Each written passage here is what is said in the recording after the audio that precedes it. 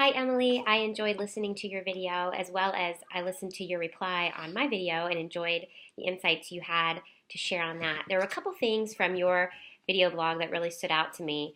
The first is the counselor's usage of silence.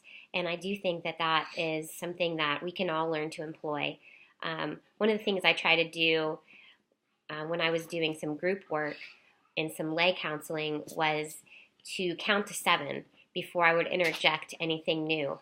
And it almost felt like 2 or 3 minutes of silence as I waited for someone to share. But typically by counting to 6 or 7, someone would break the silence and begin to share along the lines of what the topic was about. So I agree with you that that is a big counseling skill that we need to employ in the sessions.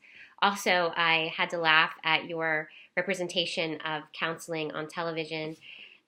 It is true. I think many times of someone, coming in, laying down, just the counselor having glasses on and sitting there with a clipboard and kind of trying to dissect this person's brain and figure out what's going on. And so, and giving advice for how to move forward with relationships or job decisions instead of just listening.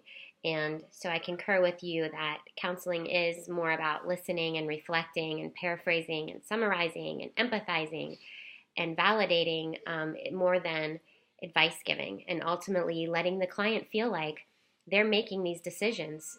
And so that once that relationship is terminated, they don't need us anymore and are able to make those decisions on their own. So once again, thanks for your post and hope you have a good evening.